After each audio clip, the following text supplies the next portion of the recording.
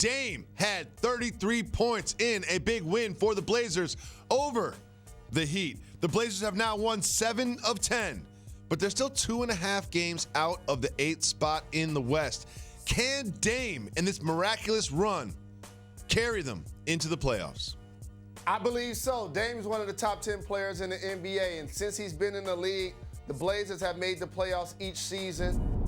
He's an all-NBA performer, clearly an all-star. And when I look at the Western Conference race, Memphis has done a terrific job of establishing themselves with an identity in John Morant and Jaren Jackson and Brooks. You know how much I love them. The Portland Trail Blazers will find their way in the playoffs. And to take it a step further, the team that's the 2nd seed, which may be Houston or Utah or Denver, it's going to be a problem facing the Portland Trail Blazers in the first round. So, yes, I believe that they get in. Well, they did play the Heat, who have lost 3 in a row, and the Heat debuted Andre Iguodala. Andre Iguodala played right around 23 minutes, only had 2 points. Jalen, did you expect more from Iggy in his debut with the Heat? I did not. The one thing about the Miami Heat's culture is they didn't bring him in to play big-time minutes for the regular season. They brought him in to try to get him ready for the playoffs and to play meaningful minutes the last 4 minutes of a basketball game. That's what he's there to do. It was great to see Jay Crowder be really productive and have a double-double. He kind of fits what they're trying to get accomplished as a collection.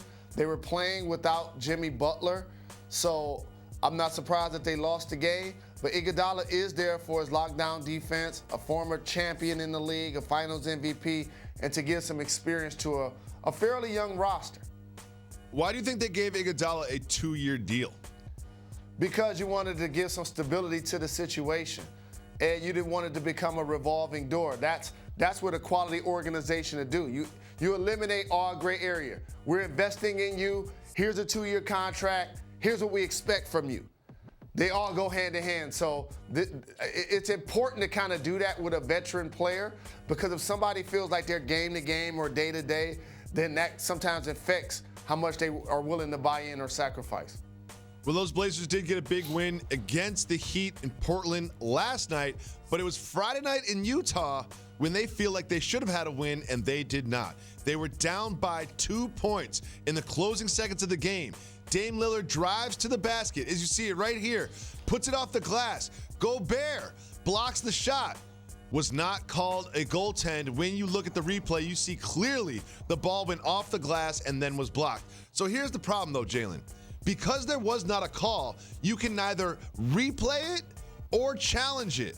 Do you think they should change the replay rules to cover something like this from happening again? I don't think that they should. I know that they will. And that's the one thing about the NBA, that they've done a good job of being really progressive with the rules and their legislation and making things more current. And I agree with you. If they don't call it on the floor, then you can't overturn it when we obviously see that it was a blown call. It's not necessarily mean that Portland would have won the game. It just is an obvious call that was missed.